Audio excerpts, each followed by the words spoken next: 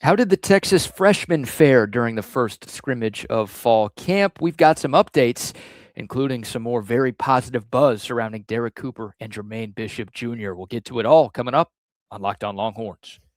Intro.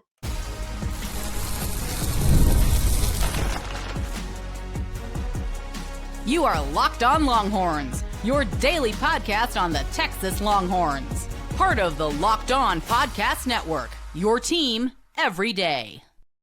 Welcome in. You are locked on to the Texas Longhorns. I'm your host, BK Brad Kellner. Let's talk about the freshmen from Texas's first scrimmage of fall camp. Yesterday at DKR, it wasn't just about the starters. Matter of fact, a lot of the projected starters were limited or didn't participate at all because of the flu bug that's been going around at the locker room. So a lot of yesterday was about depth. And a lot of the depth on this Texas team is freshmen. One of the biggest themes to come out of yesterday's scrimmage was youth. Texas had a lot of young players on the field, some out of choice, some out of necessity. The early feedback, though, very encouraging. The scrimmage itself was very physical. And for the freshmen, this was kind of the closest thing they've had to playing in an actual college game. So we were all hoping to hear some positive reports about the Diaper Dandies, and we got them. Look, this freshman class isn't just sitting around waiting for 2027 or 2028. Some of these guys are already pushing for roles. Some of them are going to play this year. Some of them are being forced to grow up quickly because of depth situations. And Saturday gave us our first real glimpse of where that group stands in, again, a game-like setting. Let's start with Derrek Cooper. The more we hear about Derrek Cooper, the more it sounds like he has solidified himself as the number 3 running back. Hollywood Smothers and Raleek Brown, the two transfers, they still look like the top two. It's been a pretty consistent theme since the spring, but Cooper is not just some freshman buried on the depth chart. He received as many touches as anyone at running back in yesterday's scrimmage, and he continues to look like a player that Texas is going to have to consider using. A good problem to have. Made some impressive runs yesterday, showcasing his powers. Also had a couple of make you miss type of runs. It's the combination that makes him so interesting, right? He's not just big. He's not just physically put together and your first guy off the bus. He's got some wiggle. He can run through contact. He can also make people miss. And he also showed some strong hands out of the backfield yesterday. And that last part matters because in Steve Sarkisian's offense, running backs have to do a lot more than just take handoffs, right? They've got to catch, they've got to protect, they've got to be a part of the passing game. Derrek Cooper's still learning. He's not a finished product. We're still talking about a freshman after all.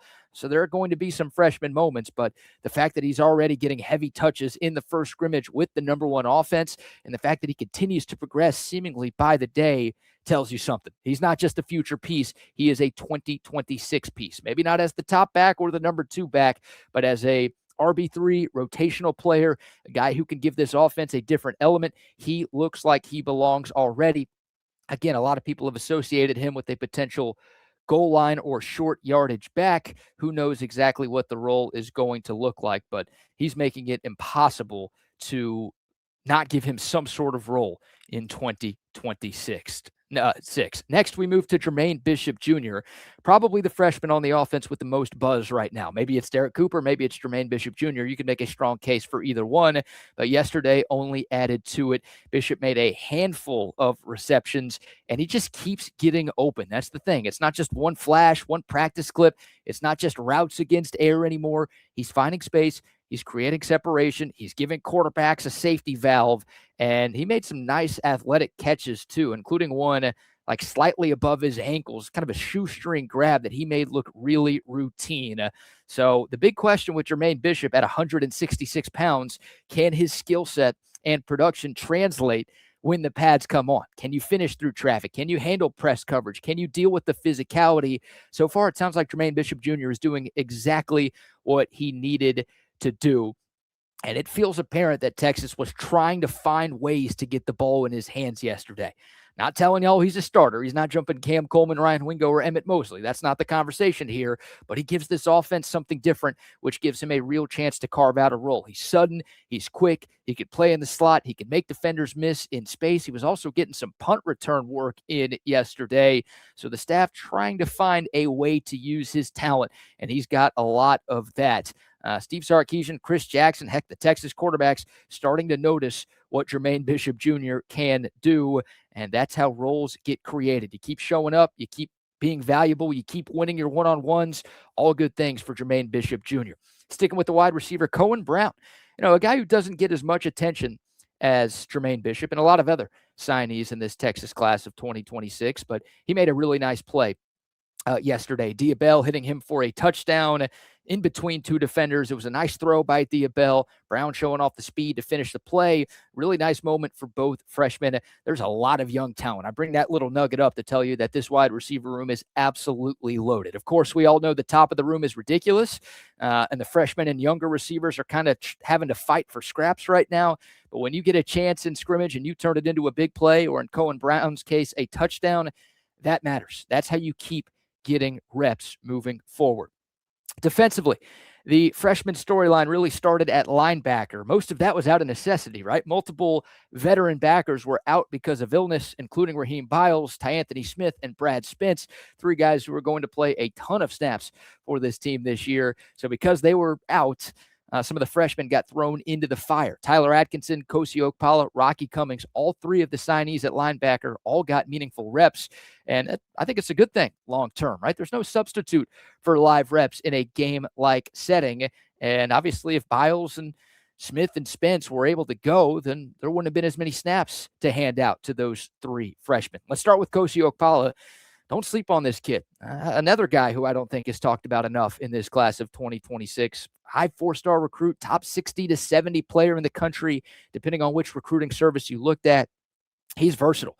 He can work off the edge. He can play off the ball. He got reps with the ones and the twos. He was in on multiple tackles. By all accounts, it was a really, really good day for Kosi Okpala. It's just around the football, doing a good job of diagnosing where he needs to be and cleaning up the play when it has to happen. And again, he's a flexible piece, right? Not just one thing.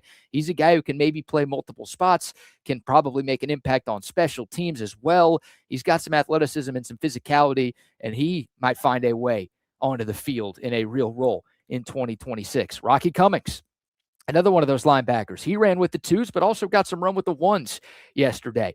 And I know we talked about Jonah Williams' INT. I know that's been one of the big moments that Longhorns fans have been discussing since yesterday. But Cummings had the free blitz that forced Arch Manning into that rushed throw. In a real game, I was told that play probably would have been a sack before the interception ever happened. So obviously credit to Jonah Williams. He made the play on the back end, but Rocky Cummings created the issue on that play. Also had another PBU apparently on a throw over the middle. Now, we did have some freshman moments, but there were also some flashes for Rocky Cummings, who was one of the last additions to this class by Steve Sarkisian and company. I like hearing sometimes just late takes like that. You never know what you're going to get. Seems like Rocky Cummings is a real player on this Texas defense. And then, of course, the five-star Tyler Atkinson. He also got a lot of work in with the ones and the twos, still developing in coverage and gap integrity. That's normal, but the athletic ability and his ability to just close on the football, that showed up numerous times yesterday. You can coach the playbook. You can coach some of the coverage details. You cannot coach the kind of burst and natural ability that Tyler Atkinson has. And it sounds like he held his own. Even with the first-team defense going up against the first-team offense, he didn't look completely lost out there, which is a big positive. So, look, those trio of linebackers, they're all going to make mistakes. It's how it goes when you're a freshman. We still haven't even started the season yet, but they were all thrown into a pretty tough spot yesterday, and it sounds like they held their own. Needless to say, a really good sign for the future of that room. Now let's talk about Richard Wesley, a.k.a. Richie Wesley. He got extensive reps with the ones and twos off the edge yesterday, and they tested him, they being the Texas coaches, against the run. He had to play against the run over and over, which is a challenge for a young edge player, right? The pass rush talent is one thing. That's what most people focus on, the sacks, the pressures, all that. But can you hold up in the run game? Ethan Burke was awesome in that role last year opposite of Colin Simmons. Texas needs whoever is going to play opposite of Colin Simmons this year to hold up in the run game, to set the edge, to play with physicality, to deal with tackles and tight ends coming at you. Wesley's challenging more experienced players, and he's getting a lot of run. And I think it's telling in a loaded edge room with Simmons and Jackson and Ume Ozulu. There's older names, there are bigger names, there are more proven names. The fact that Richie Wesley, the age of 17, is getting reps with the ones and twos, that's important. That means something to me. Richie Wesley, a great day yesterday. Samari Smoke Matthews, the corner, he got some second-team reps. Warren Roberson kind of working with the safety, so that gave Smoke Matthews more run with the twos yesterday. Got to have some depth at corner. Going up against these wide receivers in practice is only going to help him develop because he's being exposed to fast tempo and really, really talented wideouts on the Texas offense. Toray Davis getting some third-team reps at safety, about where you'd expect him to be right now. Again, Texas has a lot of more experienced players in that secondary who are ahead on the depth chart, but Toray Davis also making some plays yesterday. So a lot to like. John Turntine III working on the offensive line, kind of with the third team, but apparently he had a rep against Colin Simmons, or both of those guys chirping a little bit. Talk about iron sharpening iron. What a great way for a freshman offensive lineman to learn what college football is all about. Going up against, for my money, the best edge rusher in the sport. That was a cool moment. And then John Meredith III, unfortunately, one of those guys out sick, dealing with the flu. Unfortunate because he needs every rep that he can get. Of course, he's already playing catch-up after reclassifying. Missing the first scrimmage, not ideal.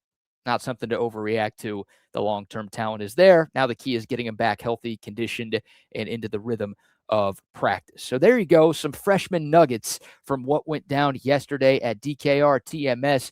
Derrek Cooper continues to shine. Jermaine Bishop looks like a player that Sark is going to have to find touches for. Richard Wesley, a good day. The freshman linebackers holding their own. Kohen Brown, a nice catch. Thea Bell making some things happen through the air. A lot to like. A very positive freshman report. Of course, these guys aren't finished.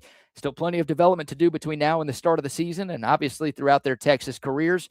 But getting contributions from young players can be the difference between having a good roster and a truly deep elite roster. That's what the Longhorns are looking for. They don't need all of these guys to be impactful players. The roster's too good and too experienced, but obviously any contribution you get from some of these talented pieces that Texas brought in this top 10 class, you will take them. Some of these guys forcing their way into the two deep. Some of these guys might be forcing their way into the starting lineup before the season is all said and done. So there you go. Some freshman quick hitters from yesterday. If you made it this far, number one, God bless you. Number two, please remember to like, subscribe, share, leave a comment, rate 5 stars, all of those great things. Cannot thank y'all enough for your continued support of Locked On Longhorns. More takeaways and some sound from Steve Sarkisian coming up on tomorrow's show. But that will do it for this one. Thanks again for tuning in. Until next time, horns up, mics off. We'll see y'all soon. This is Locked On Longhorns. Oh, but before we go, a quick shout out to our friends at FanDuel. Baseball fans, if you think you know who's hitting a homer today, FanDuel is giving you a free chance to call your shot with daily dingers. It's easy to play. You just make your free pick for who you think will hit a home run in their game. If you're right, you'll receive a profit boost that you can use on your next bet for a chance at extra winnings. Best of all, you can make a free pick every single day throughout the MLB season. Daily Dingers is another fun way to stay engaged with every day's action, whether you're following your favorite team or just keeping an eye on big matchups across the league, getting close to crunch time in MLB's regular season. And of course, every game has someone capable of going deep. Now you get the chance to make your prediction before first pitch. Sunday night game tonight, Astros Mariners. You want in on that? Yordan Alvarez, always a safe pick. FanDuel Daily Dingers, get it done before first pitch. Are you ready to play your game today? Join all of the action at FanDuel.com. That's FanDuel.com to play Daily Dingers and to make your free pick on who is hitting a homer. Play ball and swing for the fences on FanDuel, an official partner of the MLB.